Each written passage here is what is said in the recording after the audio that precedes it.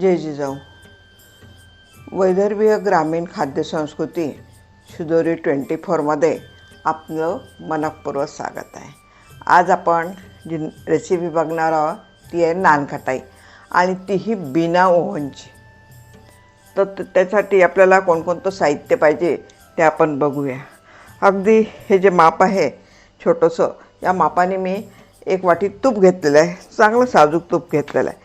याच मापाने मी 1 वाटी मैदा घेतलेला आहे, अर्धी वाटी बेसन घेतलेलं आहे आणि साखर घेतलेली आहे.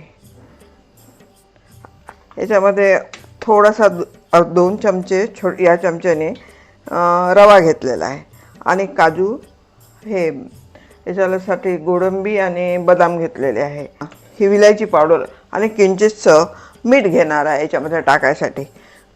बाकी काय, आता ही जी कढई आहे ही आपण गरम करायला ठेवू. गरम केल्यानंतर हे ॲल्युमिनियम फाईल जी आहे ते आपण ह्या ताटल्या ज्या स्टीलच्या आपल्याकडे याच्यातमध्ये बसणाऱ्या याला हे लावून घेतलेलं आणि त्याच्यानंतर याला थोडंसं तूप लावलेलं आहे. तूप किंवा तेल तुम्ही काही लावू शकता. आता हे आपल्याला कसं करायचं ते आपण बघणार आहोत. तर सर्वप्रथम मी या भांड्यामध्ये हे तूप काढून घेणार आहे. सर्व तूप काढून घेईल मी याच्यामध्ये. हे तुपामध्ये मी साखर टाकून घेणार आहे.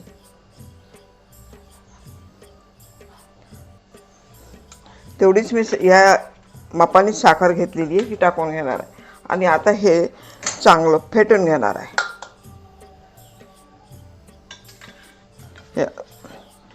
अगदी पांढरं शुभ्राचा कलर अगदी चेंज होईपर्यंत. आणि हे झालं कसं समजायचं ते पण आपण या ठिकाणी तुम्हाला सांगणार आहे.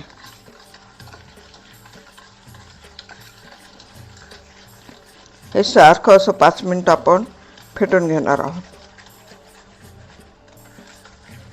हे असं टोक आलं की याला झालं समजायचं आपण.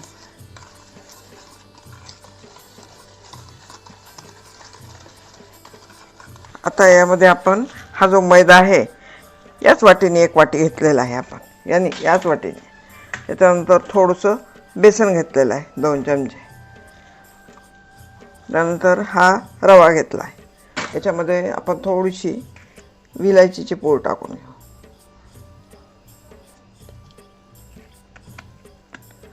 आणि किंचितसं मीठ टाकू.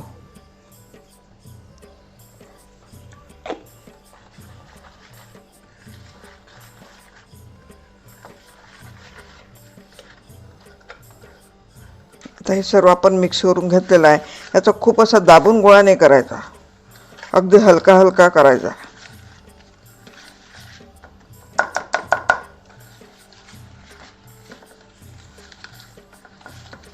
आणि याला पाणी किंवा दूध अजिबात लावायचं नाही. ही कढई गरम करायला ठेवू आणि यावरती एक झाकण ठेवू. हे असे आपण या मिश्रणाचे गोल गोळे करू असे थोडेसे दाबून घ्यायचे आणि हे फुगतात म्हणून अगदी थोडे दूर दूर ठेवायचे. हे ताटलीच्यापासून दूर ठेवायचे, याच्यापासून थोडेसे ताटलीपासून आणि एकमेकांपासून सुद्धा थोडे दूर ठेवायचे आपण. अशा पद्धतीने आपल्याला हे सर्व गोळे नानकटाई करून घ्यायचे.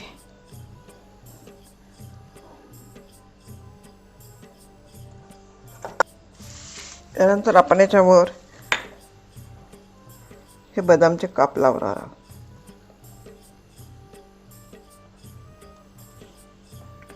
माझ्याकडे पिस्ता नाही आहे, तुम्ही पिस्तासुद्धा या ठिकाणी लावू शकता. ही कढई आता चांगली गरम झालेली आहे.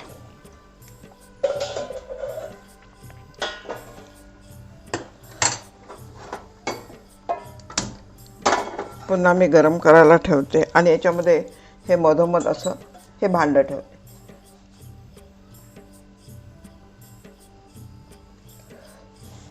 कढई आपण गरम करायला ठेवली आणि याच्यावर हे नानखटाईची जी प्लेट आहे ती ठेवली आणि याच्यावर आता आपण हे फिट्ट बसेल असं झाकून ठेवून घेऊ आणि जवळजवळ 10-15 मिनटं आपण हे असंच राहू देऊ. 10-15 मिनिटांनंतर याला चेक करू हे झालं की नाही. तोपर्यंत ह्या आपण बाकीच्या ज्या आहे आपल्या जो त्याच्या ह्या नानकटाई करून घेऊ.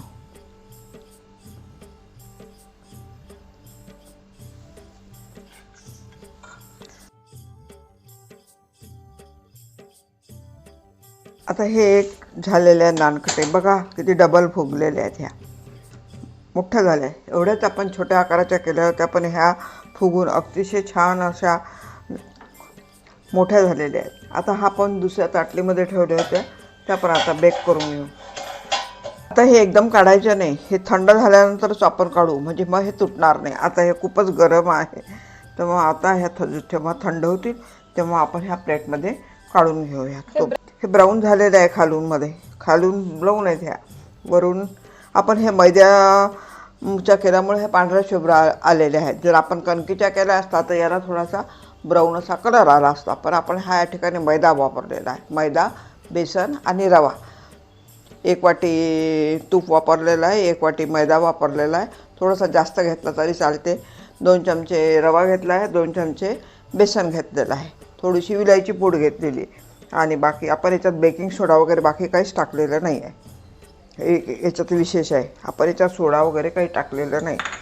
आपण हे सर्व थोडंसं थंड झाल्यानंतर काढायचं. जर आपण गरम काढायचा प्रयत्न केला तर आपली नानकटाई काय होईल, तुटून जाईल. तेव्हा आपण थोडंसं प्लेट थंड झाल्यानंतर आपण हे काढू शकतो. आता हे बघा किती छान फुगले आहेत. ह्या सर्व फुगले आहेत आणि आपण हे थोडेसे थंड झाल्यानंतर ही प्लेट काढून घेऊ. बाहेरच्या नानखटाईपेक्षा ही घरची नानखटाई खूपच छान लागते, कारण याचं सर्व चांगलं तूप आहे आणि केलेलंसुद्धा साफसुथरं आहे. त्यामुळे हे आपण घरी एक वेळ अवश्य करून पाहावी अशी माझी आपल्याला आग्रहाची विनंती आहे. बाहेरच्या ज्या कुकीज आहेत त्याच्यापेक्षा छान लागतात ह्या.